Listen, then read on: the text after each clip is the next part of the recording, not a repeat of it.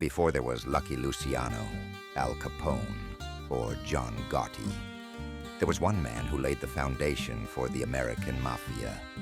His name was Giuseppe Morello. Few people remember him today, but his rise from a poor Sicilian immigrant to New York's most feared crime boss changed organized crime forever. This is where the story begins.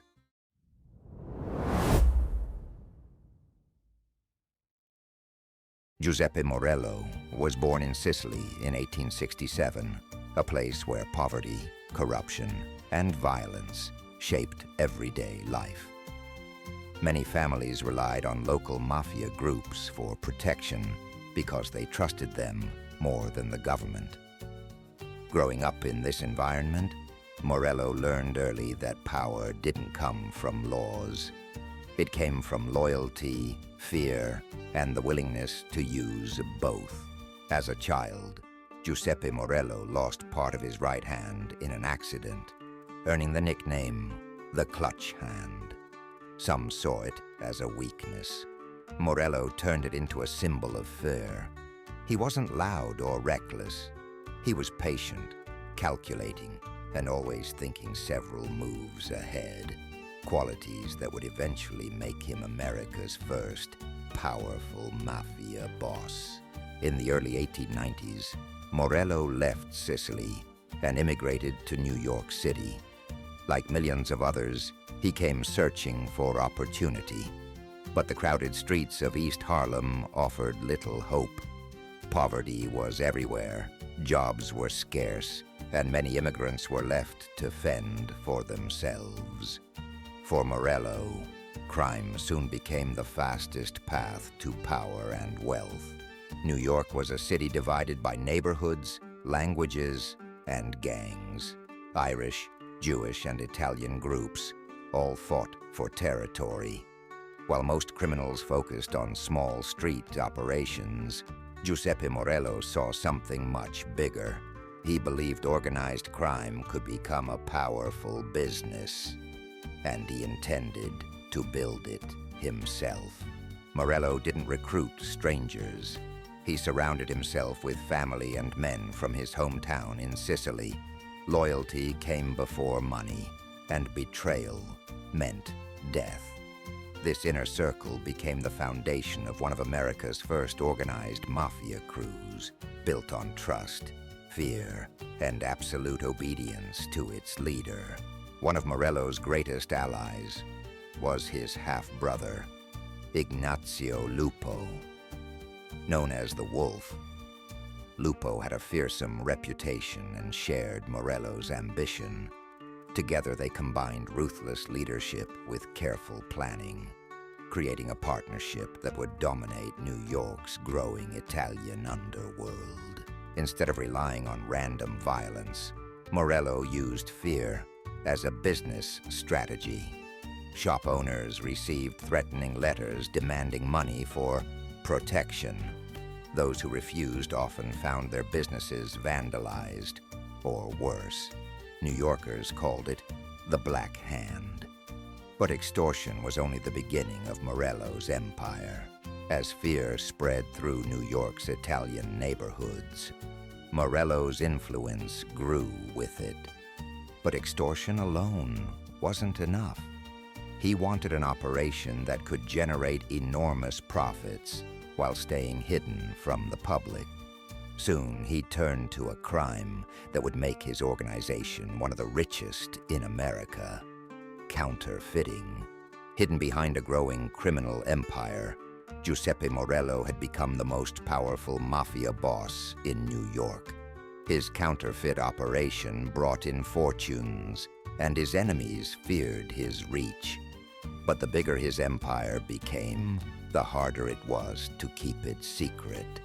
Soon the law would begin closing in, and everything would change.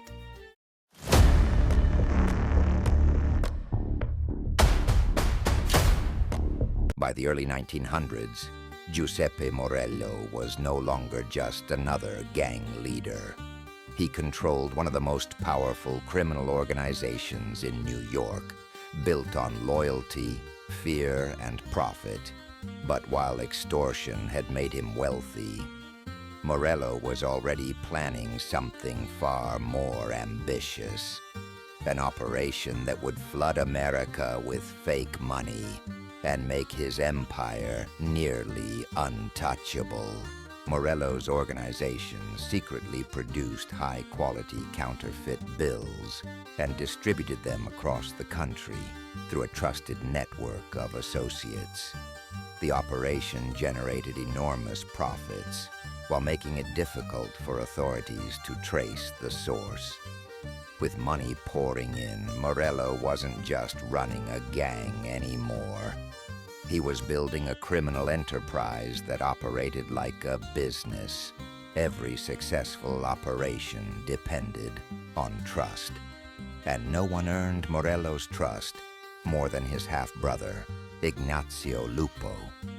Known as the Wolf, Lupo enforced discipline and helped expand the family's influence across New York.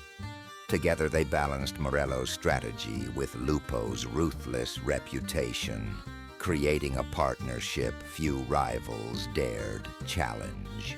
As their influence spread, Morello's men reached far beyond East Harlem. They collected protection payments, settled disputes, and built alliances with other Sicilian groups. Morello wasn't interested in controlling one neighborhood. He wanted a criminal network that stretched across New York. But greater power also attracted dangerous rivals. Unlike many gang leaders who ruled through constant bloodshed, Morello understood that fear alone couldn't build an empire. He organized his crew, delegated responsibilities, and rewarded loyalty. His structure allowed the family to grow stronger each year. But as the organization expanded, it also began attracting the attention of federal investigators. At first, local police struggled to stop Morello's operation. Witnesses were terrified, victims rarely cooperated, and evidence disappeared. But counterfeiting wasn't just a local crime. It was a federal offense. Soon, agents from the U.S. Secret Service began following the money, determined to uncover the men behind the fake currency. As the investigation intensified, Secret Service agents uncovered hidden printing equipment, counterfeit plates, and a trail leading back to Morello's organization. For the first time, the government had evidence that could cripple his empire. Morello had always stayed one step ahead, but now the walls were beginning to close in. In 1910, the investigation reached its breaking point. Giuseppe Morello, Ignazio Lupo, and several key members of their organization were arrested and convicted for their roles in the counterfeit operation. The sentences were severe, and for the first time, it seemed the man who had built America's first Mafia empire had finally been defeated. But his story was far from over. With Morello behind bars, many believed his criminal empire would collapse. Instead, other Mafia leaders quickly moved to fill the power vacuum. While his influence had been weakened, the organization he created continued to shape New York's underworld. Even from prison, Morello's legacy refused to disappear, and he wasn't finished yet. Years in prison couldn't erase Giuseppe Morello's reputation. When he was eventually released, New York's underworld had changed. New bosses had risen, old alliances had shifted, and a brutal struggle for control was beginning. To survive, Morello would have to navigate a new generation of Mafia leaders, one that would soon plunge the city into a deadly war.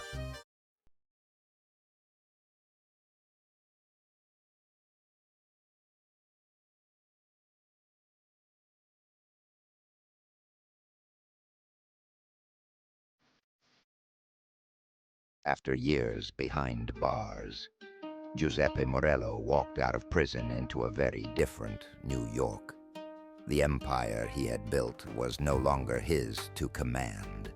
New bosses controlled the streets, younger gangsters hungered for power, and the underworld had become far more dangerous.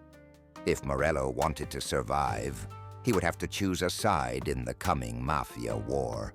Morello aligned himself with powerful boss Joe Masseria, believing the old Sicilian guard could hold on to control.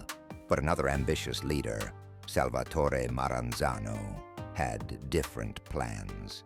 What began as a struggle for influence quickly escalated into an all-out conflict that would become known as the Castellamarese War. And no one was safe. As the Castellamarese War spread across New York, loyalty became a matter of life and death.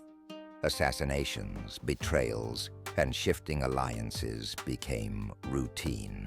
Morello stood beside Masseria, using his experience to advise the old boss. But his reputation made him a valuable ally, and an even bigger target for his enemies. On August 15, 1930, Morello arrived at an office in East Harlem, believing he was there for business. Instead, gunmen loyal to Maranzano's faction were waiting. A barrage of bullets ended the life of the man many historians consider America's first powerful mafia boss. But his death wouldn't end the war. It would only make it more brutal. Morello's assassination sent a clear message across New York's underworld. No one was untouchable.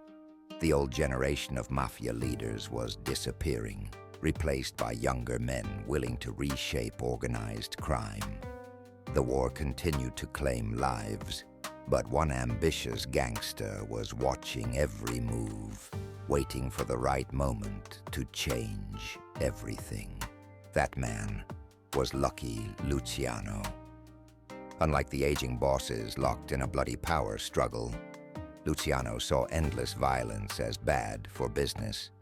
He studied the mistakes of both Masseria and Maranzano, quietly building relationships while waiting for the perfect moment. Before long, he would make a decision that changed the American Mafia forever. In 1931, Luciano helped orchestrate the deaths of both Joe Masseria and Salvatore Maranzano, bringing the Castellamarese War to an end. Rather than crown himself boss of bosses, he dismantled the old system and replaced it with a new structure designed to reduce conflict and increase profits across organized crime. Luciano created the Commission, a governing body where New York's major mafia families could settle disputes without constant bloodshed. It was a revolutionary idea that transformed organized crime. While Giuseppe Morello never lived to see it, the foundation he built made this new era possible. Today, names like Al Capone, Lucky Luciano, and John Gotti are remembered around the world. Yet long before they became household names, Giuseppe Morello proved that organized crime could be built into a powerful, structured enterprise. His methods shaped generations of mafia leaders who followed in his footsteps. Giuseppe Morello may not be the most famous mafia boss in history, but he was one of its most influential. His rise, his empire, and his violent end marked the beginning of organized crime in America. Without the clutch hand, the mafia story as we know it might never have existed. And this was only the beginning.